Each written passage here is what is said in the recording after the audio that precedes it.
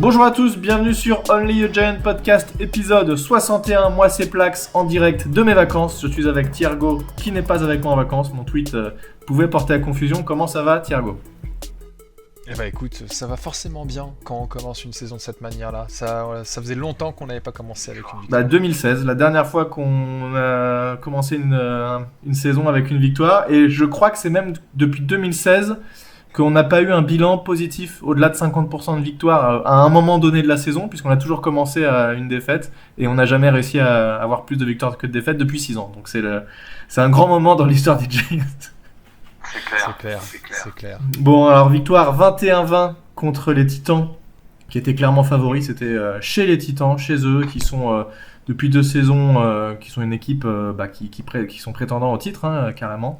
Donc, fais-nous un petit résumé de ce match complètement fou avant qu'on analyse un peu plus en détail l'attaque et la défense. Écoute, ça commençait très très mal, parce qu'on a naturellement commencé par un 3 and out, puis un punt complètement, une couverture de punt complètement foirée, donc les Titans ont marqué très très rapidement un premier TD. Après, on a réussi un peu à les limiter à 2 field goals, mais la première mi-temps s'est quand même terminée à 13-0, avec en plus, bien entendu, un sack fumble du pauvre Daniel Jones qui n'y était pour rien, puisque c'est Ezeudu qui s'est complètement troué. Mais il faut croire qu'en fait, en deuxième mi-temps, Daboll a trouvé les bons mots pour relancer les Giants, parce qu'on a d'abord eu le droit à une énorme course de Saquon Barkley pour pratiquement 70 yards, et il nous marque un touchdown. Welcome back Saquon Barkley. Le coup d'après, on récupère le ballon et pareil, là c'est un autre vétéran qui est de retour. C'est Daniel Jones qui fait une super passe de 65 yards pour Sterling Shepard qui marque. Donc pareil. Alors j'ai oublié de dire d'ailleurs que sur le TD de Saquon Barkley, on a loupé la conversion à 1 point. Donc c'est-à-dire qu'après le TD de Shepard, on était à 13-13 et non 14-13. Vous allez voir qu'en fait, en fin de match, ça s'est joué, ça a eu de l'importance. Bref, les Titans éventuellement reprennent de l'avance avec un TD de 23 yards, 20-13. Et là, le quatrième quart-temps, c'était chaud. C'était très chaud parce que Daniel Jones s'est fait salement intercepter par Amari Hooker en voulant envoyer une passe à Barkley, alors que l'équipe spéciale venait de récupérer un muff punt contre les Titans. Et là, encore une fois, on récupère le ballon. Les Giants remontent le terrain jusque dans les 5 yards. On a un TD d'1 yard de Chris Myarick. Et là, on a vu la grosse paire de testicules de Brian Daboll, qui s'est dit on y va, on va faire. Non mais il l'a dit, moi j'ai demandé aux joueurs est-ce que vous êtes prêts pour faire une conversion à 2 points. Tout le monde a répondu fuck yeah, donc il y est allé. Et Daniel Jones fait une shovel pass à Saquon Barkley. On a eu peur parce qu'à un moment il aurait pu se faire plaquer, mais ça a été converti. Sauf que là c'était toujours pas terminé, il restait 1 minute de match. Les Titans ont remonté tout le terrain, et tout ça pour louper un field goal de 47 yards. Victoire des Giants 21-20. Ouais, Daboll qui pose ses grosses balls sur la table dès son premier match, où effectivement, alors c'est vrai qu'on peut se poser la question. On va l'appeler d'abord. On va l'appeler maintenant Brian Daboll. Dabolls, oui. D'ailleurs, il y a le New York Post qui a fait un jeu de mots sur ça, sur leur une aujourd'hui. En fait, je pense que c'est une très bonne décision de sa part, parce que quelles sont les chances de gagner est-ce que tu as plus de chances de réussir ton extra point, plus après imaginer que les autres marquent pas, plus récupérer la balle, plus aller en prolongation, plus marquer et gagner, ou alors convertir une tentative à 2 points? À mon avis, c'était plutôt bien joué, c'était agressif et c'était ce qu'il fallait faire. Au moment du field goal, alors j'ai entendu que Julian Love disait putain, field goal à 40 et quelques yards, ça va encore nous arriver, ça nous arrive toujours, de toute façon ça se finit toujours pareil, mais il y croyait quand même. Et c'est vrai que pour une fois, on en a vu des field goals de 60 yards qui nous tombent sur le coin du nez pour gagner le match à la dernière seconde, et pour une fois la chance nous sourit et on gagne ce match qui fait vraiment du bien. C'est ce scénario complètement fou. Moi clairement je te dis, le première mi-temps je vois le truc, je me dis putain, mais comment on va faire pour faire des podcasts une fois par semaine toute la saison? Si c'est comme ça, c'est juste pas possible en fait. Et c'est marrant parce que j'ai écouté le podcast de Talking Giants, et Bobby Skinner qui dit exactement la même chose, dit putain, j'ai pensé à moi exactement, parce qu'il se disait mais c'est juste pas possible de faire une saison avec une équipe comme ça. Et en fait, on a su s'adapter, le game plan a changé avec beaucoup plus de courses en deuxième mi-temps. D'ailleurs, tu parles du retour de la mi-temps où il fait une course de 60 et quelques yards là. Ce drive-là, Daniel Jones lance pas une seule passe. C'est que des courses et on marque, donc voilà. Mais Mais on en parlera plus en détail de Barkley, mais il a été vraiment l'une des clés de cette victoire. Et qu'est-ce que ça doit lui faire plaisir? Enfin, nous, ça nous fait plaisir en tant que fans, mais surtout à lui qui a été tellement critiqué, à qui on a dit qu'en fait, il n'était pas capable en fait, d'avancer et qu'il dansait trop. Et ben là, alors c'est qu'un match, hein, mais il est en tout cas dans la bonne direction dès la première semaine et ça fait vraiment plaisir à voir. ouais, bon, on va en reparler juste après, effectivement. Juste aussi pour signaler que mais ça, c'est la NFL, c'est logique. On profite aussi pas mal des erreurs des Titans hein, sur ce match-là, qui ont eu quelques play calls un peu bizarres. Hein, je pense notamment en troisième ou quatrième quart-temps. Une troisième tentative et un yard, et plutôt que de donner la balle à Derrick Henry, ils décident de faire une espèce de tight end reverse, un truc un peu chelou qui marche pas du tout et ils perdent du terrain. Donc voilà, mais c'est comme ça et c'était le bon moment, je pense, pour jouer une équipe comme les Titans, où en début de saison, t'es pas forcément rodé, tu vas potentiellement faire des petites erreurs et tout, et donc voilà, c'est grosse surprise en tout cas, et nous, ça nous fait bien plaisir, et moi, je suis allé me coucher à la mi-temps parce que j'étais crevé et que je me suis dit, vas-y, je peux pas m'infliger ça, c'est juste pas possible, et énorme surprise ce matin, donc voilà, bravo en tout cas à tous ceux qui ont eu le courage de regarder le match jusqu'au bout. Je vous félicite parce que là, pour le coup, c'est vraiment très honorable de votre part en étant mené 13-0 à la mi-temps. Et vu ce que faisait notre attaque, c'est-à-dire vraiment rien du tout pendant une mi-temps entière, se dire je vais continuer à regarder, c'est beau. Écoute, on parle de l'attaque, on commence par Saquon Barkley. Ça te dit, on commence par lui? Bah, commençons par Saquon Barkley. Je pense que, enfin, c'est vraiment l'homme du match. Si on regarde ses stats, c'est 18 courses, 164 yards, dont une course de 68 yards, mais ça veut quand même dire qu'il a pratiquement fait 100 yards sur 17 courses, ce qui est déjà énorme. Un touchdown, une conversion à 2 points, et puis aussi il a été visé 7 fois et il a fait 6 réceptions pour 30 yards. Alors, il a eu un fumble quand même, il a fait une autre très grosse course de, je crois, une vingtaine de yards où il y a un joueur donc c'était vers 3e, 4e quart-temps, et il y a un joueur des Titans qui arrivait derrière qui lui a filé un coup de poing dans le ballon, et le ballon heureusement est sorti en touche, donc pas perdu. Voilà, exactement. Donc là, on va dire que c'est peut-être le seul bémol sur Saquon Barkley, mais sinon, match extrêmement complet de Barkley. La seule passe qu'il n'attrape pas, c'est la mauvaise décision de Daniel Jones qui a tenté un truc qu'il fallait pas tenter. Oui, complètement. Et la grosse différence, alors rappelle-toi, hein, l'année dernière, on faisait partie des premiers critiques de Saquon Barkley, où ce qui nous énervait principalement, c'était que il osait plus prendre les trous, il essayait toujours de faire des gauche-droite, essayer de trouver vraiment le gros trou pour faire les gros gains. Là, on a vraiment vu un Saquon Barkley, mais extrêmement différent, et tu parles de ses réceptions. C'était surtout des petites réceptions dans le flat pour en mode soupape de sécurité. Et c'était très souvent du 4, 5, 6 yards parce que au lieu d'essayer de faire des gris-gris et potentiellement perdre du terrain, eh ben, ils se disaient voilà, j'ai deux mecs en face de moi, je fonce entre les deux, je les enfonce un peu, je gagne 2 yards de plus et ça fait toute la différence. Et son match, il est ultra complet parce que il a été vraiment constant là-dessus, toujours gagné du terrain. Alors je crois qu'il fait une course pour perdre de terrain où c'est vraiment pas de sa faute, mais le reste du temps, voilà, ça a été quand même assez énorme et il a été quand même pas mal aidé, c'est vrai, par sa O-line qui contre la course pour l'instant fait du bon boulot. Enfin, sur la course fait du bon boulot. Sur la passe qui a été quand même beaucoup moins bonne. Jones se fait saquer 5 ou 6 fois sur ce match. Je crois qu'il a encaissé, j'ai vu une statistique juste avant le podcast là, du plus grand nombre de pourcentage de pression subie sans blitz. Donc ça veut dire juste avec un nombre de 3 ou 4 joueurs en face. Donc voilà, c'est quand même qu'il y a du boulot à faire, mais c'est encourageant puisque Saquon ne fait pas tous ses yards tout seul. Et d'ailleurs, mais alors, il fait pas tous ses yards tout seul, à l'exception de la course de 68 yards. Parce que si tu regardes bien la course, tu vois Ezeudu, le rookie Ezeudu, left guard, qui est en train de faire un pull. Donc ça veut dire qu'il passe derrière Andrew Thomas pour aller bloquer un joueur au second niveau. Et sauf que Ezeudu craque complètement son bloc, il loupe le mec, et c'est Barclay qui arrive à l'éviter, donc le plaqueur, je pense, lui aussi c'est craqué.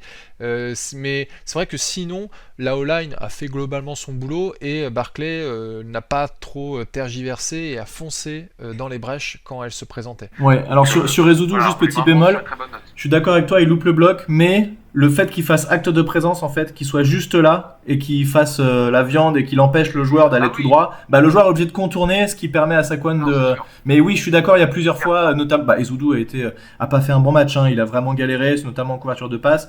Il y a un peu de mieux en couverture de. Enfin, en course, mais notamment sur le. Bah, je viens de poster un truc là à l'instant. Sur le touchdown, là pour le coup, il enfonce vraiment son gars. Je pense qu'il y a matière à en sortir un joueur correct, mais c'est vrai qu'il il était quand même très très moyen sur ce match, Ezeudu. Après, c'est un rookie, hein, c'est assez normal. D'ailleurs, Evan Neal fait pas un énorme match non plus, hein, contrairement à Thomas qui a été plus que solide et qui s'il continue comme ça, va être juste énorme. Mais bon, il y a du boulot encore à faire sur cette O-line, mais en tout cas, c'est bon signe de voir Saquon gagner autant de yards. Bah, au total, il fait quoi 194 yards, tout confondu, je crois, hein, c'est ça?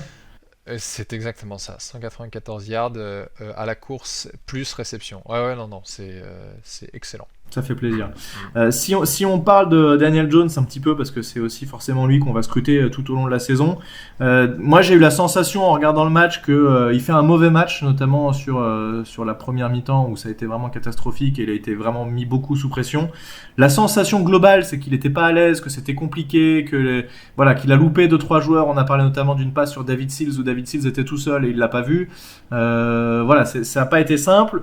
On précise, et tu l'as dit tout à l'heure, le fumble, c'est Ezeudu qui craque complètement, le mec passe, et au moment où Jones décide d'armer son bras pour lancer, donc il ne tient plus le ballon qu'à une seule main, le mec arrive par derrière et il lui attrape le bras, je veux dire, il ne peut absolument rien là-dessus, Daniel Jones, donc c'est un fumble qui n'est pas du tout de sa faute, mais l'impression globale, c'est que il fait un match moyen, et en fait, quand on regarde les stats, il a 17 passes complétées sur 21, donc on voit quand même que ça a été beaucoup de courses, puisque 21, une passe lancée, c'est pas énorme.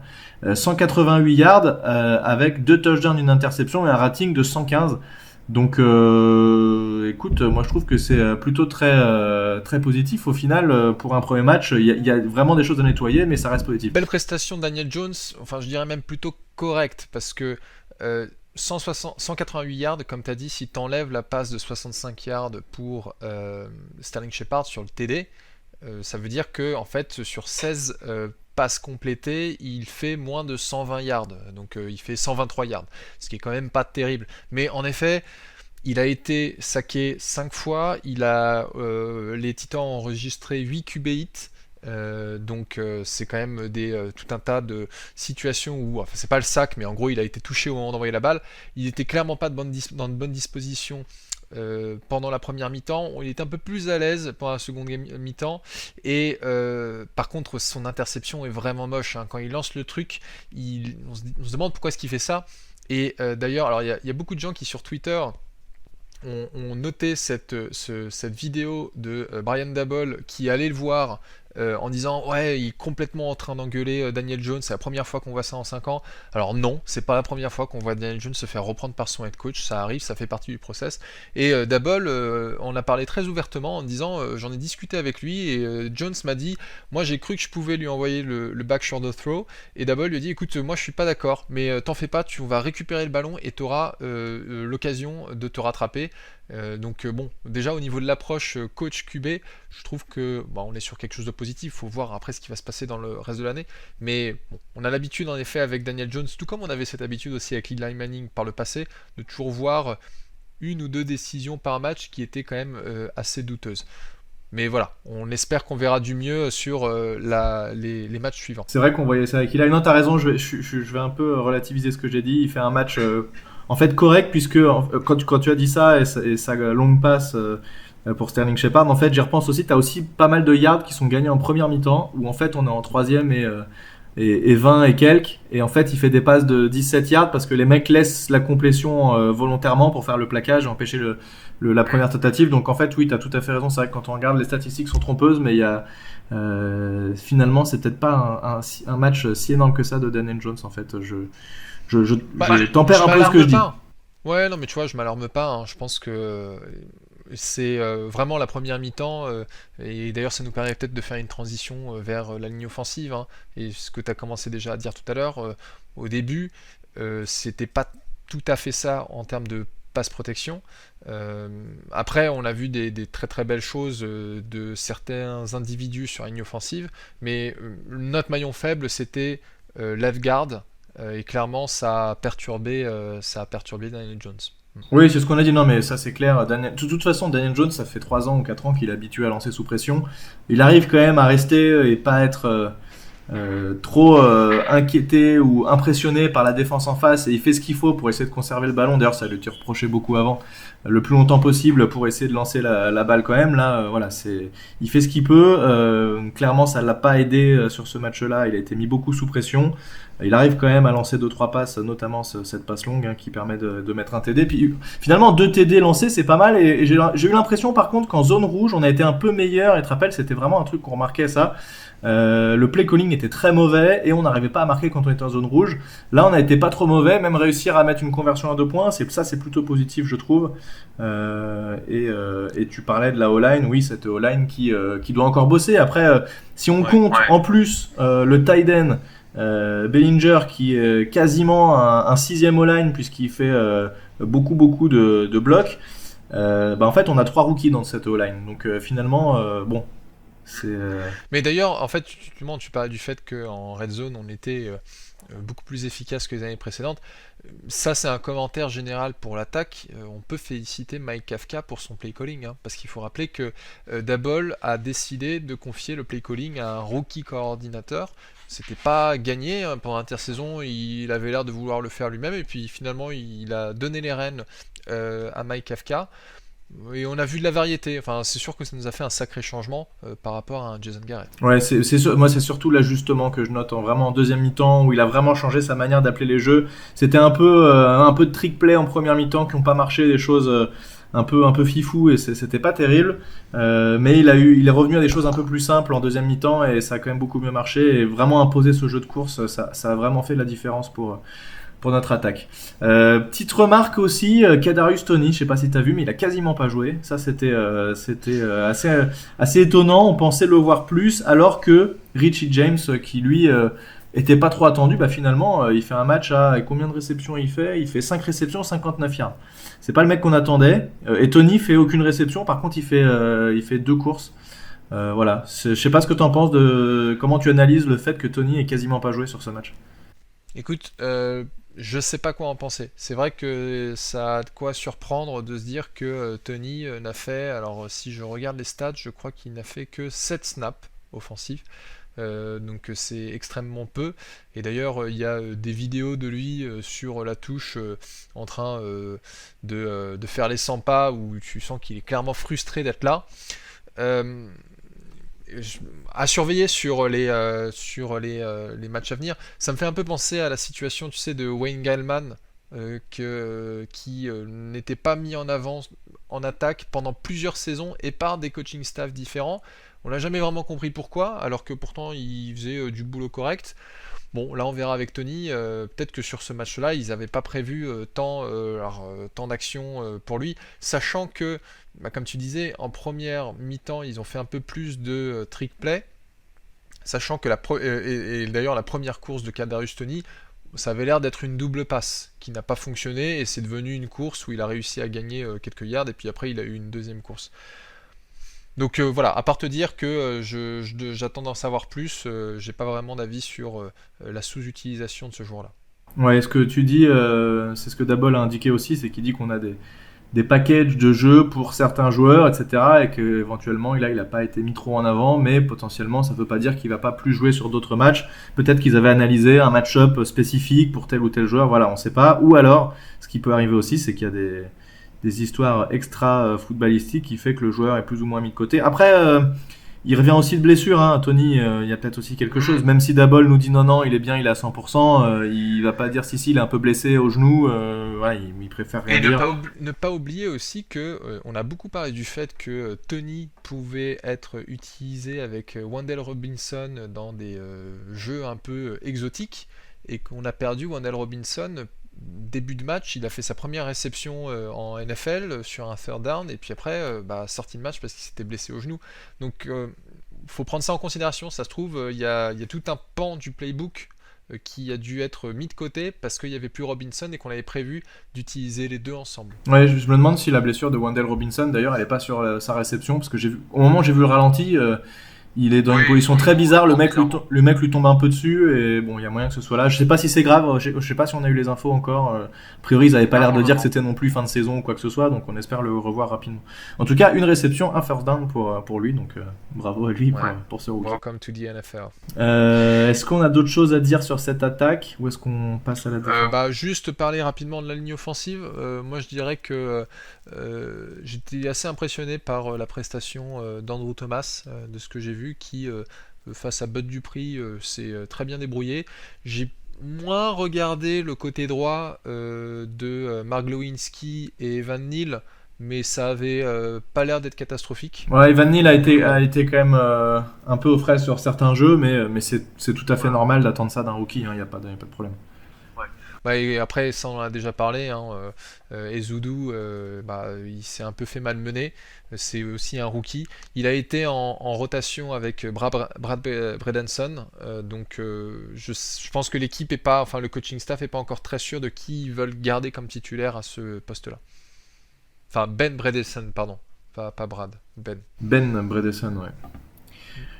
Ok, et écoute, je te propose qu'on passe à la défense qui, j'ai eu l'impression de voir notre équipe de 2021 nous a permis de nous maintenir dans le match, puisque si on est seulement à 13-0 à la mi-temps, c'est grâce à cette défense qui aura fait du bon boulot, qui a su limiter l'attaque des Titans. Moi, ce que je remarque, vraiment le gros truc qui me vient tout de suite en tête quand on parle de cette défense, c'est qu'on a limité Derrick Henry, qui est quand même un monstre au poste de running back, à 82 yards sur 21 courses, donc seulement 3,9 yards par course, et il marque 0 touchdown, donc ça c'est grosse performance. C'était un peu l'inquiétude, on laisse partir Blake Martinez, qui était un de nos plus gros plaqueurs en inside linebacker, et on se dit comment on va faire pour défendre la course. Eh bien, ça a été parfaitement fait, et 21 courses, 82 yards pour Henry, ça reste correct, mais pour lui ça reste correct, mais pour nous c'est une vraie victoire de l'avoir limité à ça. Il s'est pris un gros taquet de la part de Tay Crowder. Il s'est fait défoncer. Quand tu dis on va les défoncer, là c'est Tay Crowder qui l'a défoncé. Ouais. Alors on va les défoncer. Ceux qui me suivent sur Twitter ont peut-être vu cette action du match Commanders, j'allais dire Redskins Commanders contre les Jacksonville Jaguars, si je dis pas de bêtises, où là il y a un plaquage monstrueux d'un defensive back des Commanders, et là je fais ouf, c'était j'avais mal pour le type qui a reçu le plaquage. Mais en tout cas, celui de Crowder, pour revenir en match des Giants, était très très bon. Je pense que Derrick Henry a subi ce qu'il fait un peu subir aux autres habituellement. Après, moi, ce que je dirais sur cette défense plus globalement, c'est que le pass rush, c'était un peu compliqué. Il nous manquait aussi Ojulari et Thibodeau.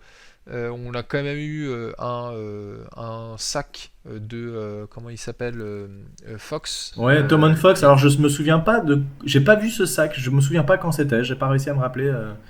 Mais oui, effectivement, apparemment c'est le seul sac du match. C'est Tomon Fox qui fait ce sac-là. Ouais. Voilà, et puis il y a eu quand même des pressions qui ont été mises, pas mal de. Enfin, j'ai bien aimé le fait que des moments t'as 8 joueurs sur la ligne. Tu sais pas qui va venir, qui va pas venir, qui va reculer, qui va pas reculer. Donc ça, j'adore vraiment ce genre de jeu-là. Plusieurs fois, ce genre d'action et de formation ont fait en sorte que des joueurs se retrouvent tout seuls, notamment McKinney, qui était pas loin de faire un sac aussi. Mais pour le coup, les Titans ont toujours réussi à lancer la passe suffisamment vite et avoir un play call suffisamment bon pour pas que le quarterback se retrouve sous pression. Donc voilà, on a eu quand même du mal à vraiment mettre la pression sur le QB. Ça a été un peu compliqué, mais tu l'as dit, Ojulari et Thibodeau qui étaient pas là, donc c'est à relativiser aussi. Oui, voilà, on espère qu'une fois qu'ils seront de retour, on aura un peu plus d'opportunités de mettre la pression sur le quarterback, parce que bon, là c'est pas terrible. Autre chose à noter aussi, j'ai trouvé que sur le dernier drive des Titans, on fait quand même 2 pénalités ce qui nous aide pas, une de Calitro et une de Darnay Holmes. Darnay Holmes qui, comme vous le savez, est un coutumier du defensive holding ou defensive pass interference. C'est un joueur qui est bon, mais qui parfois peut être trop agressif, et je pense qu'il n'a pas encore très bien saisi cette subtilité, enfin quel est le niveau d'agression qu'il peut avoir sur les receveurs qui marquent. Je crois que d'ailleurs le DPI qui est mis sur Adoree Jackson, alors je me rappelle plus tellement de l'action, mais j'ai lu sur Twitter que c'était un peu limite, que des gens qui trouvaient que l'arbitrage avait été un peu dur avec lui. Mais bon, ça va toujours dépendre en fait des personnes qui vont arbitrer le match, et ça fait partie des aléas du sport, malheureusement. Mais en tout cas, oui, tu as bien fait de remarquer ça sur Darnay Holmes, parce qu'il en fait deux des holdings dans le match, et ça fait chier, parce que c'est des fautes qui sont importantes et qui redonnent. D'ailleurs, il en fait une encore sur troisième tentative en première mi-temps. Donc tu te dis, bah voilà, on les a arrêtés, hop, et là tu vois un mouchoir jaune qui apparaît, hop, numéro 30, holding, voilà, et première tentative automatique, super, alors que tu étais content, tu te dis, on va récupérer la balle. Donc c'est toujours gênant, et en plus c'est vachement flagrant, je trouve. Le mec fait son cut, Darnay Holmes est un peu aux abois, il se retient sur lui, enfin c'est carrément visible que voilà, l'arbitre ne va pas le rater. Donc tu as raison, c'est le niveau d'agressivité, il sait pas à quel moment s'arrêter, à quel moment ça va être visible ou pas, et il se fait souvent prendre là-dessus, et il s'était fait sortir la saison dernière et jouait quasiment plus à cause de ça, hein. Donc bon, on espère que ça va pas lui porter préjudice, et qu'il va pas nous faire ça à chaque match, parce que c'est vrai que ça peut coûter cher. Pour info sur ce match, on a Julian Love, McKinney, Crowder et Adoree Jackson, qui sont les 4 joueurs qui ont joué tous les snaps, donc 65 snaps en défense. Ils ont joué 100% du temps. On a quand même une bonne prestation, je trouve, de Calitro et T. Crowder, hein. Si on a limité autant les courses de Derek Henry, c'est notamment grâce à ces deux-là.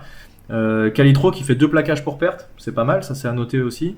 Dexter Lawrence aussi, on parlait de la pression sur le QB, il met 2 QB hits. Et Ocean Jiménez, on n'a pas trop parlé, mais il a l'air de revenir un peu sneaky, mais sneaky pas trop mal, hein. J'ai l'impression, il arrive à tenir son poste, et en tant que remplaçant, c'est vraiment pas mal. Il met 2 QB hits aussi sur ce match, une passe, Ouais, une six passe plaquages. défendue, 6 plaquages. Ça va, ça me semble correct pour un remplaçant en tout cas. Ouais, ouais, ouais, non. On a eu globalement une belle prestation de notre front seven. C'est juste que il leur manquait un peu de vitesse pour mettre la pression sur Ryan Tannehill. Après, Ryan Tannehill, c'est pas un rookie, il a de la bouteille, et donc il sait se débarrasser du ballon à temps. Euh, on verra, comment ça se passera la semaine prochaine contre les Panthers.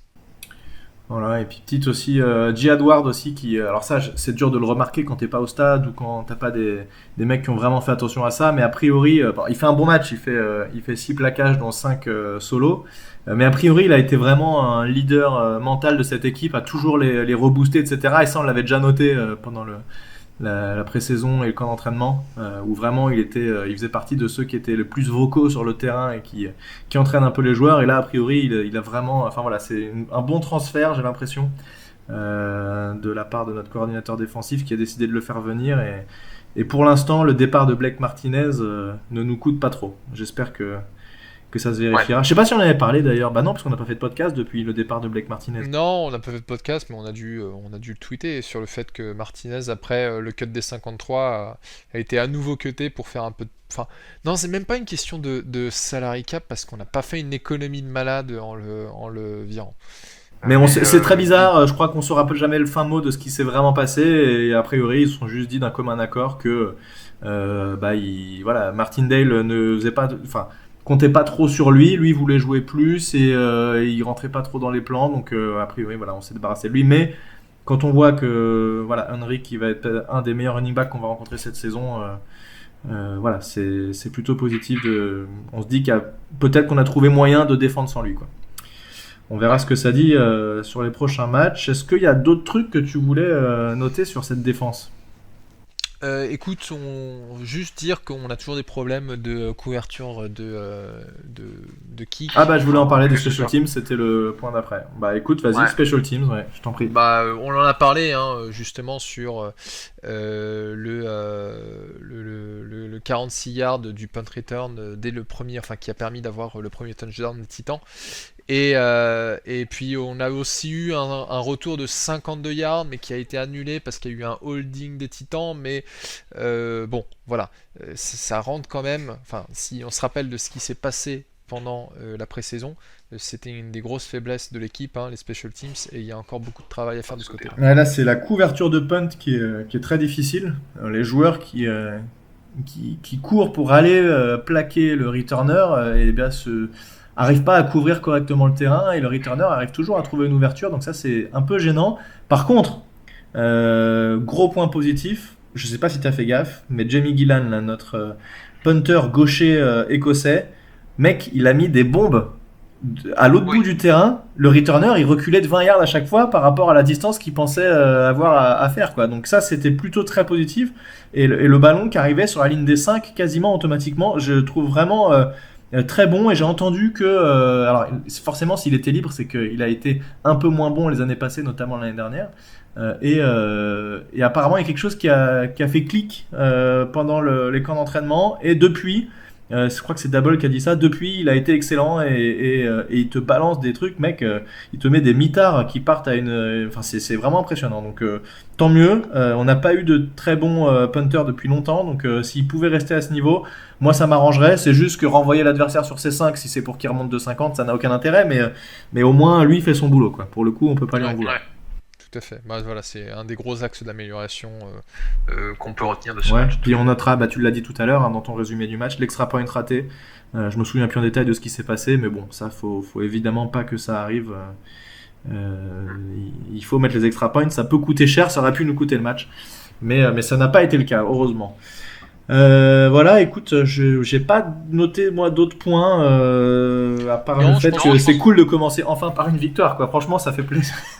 Ouais, on a fait, je pense qu'on a fait le tour de la question. Là, on a vraiment, super match. C'est toujours, c'est bien sûr que ça fait plaisir à tout le monde de commencer par une victoire, mais nous, on avait tellement plus l'habitude de commencer par une victoire que ça nous fait encore plus plaisir. Peu importe la manière, on voit, c'est vraiment la manière dont les joueurs se sont battus en deuxième mi-temps, moi qui me. Voilà, ça fait plaisir. Ils auraient pu baisser les bras, on aurait pu se prendre 30-0, mais non, on est revenu et donc voilà, ça c'est cool.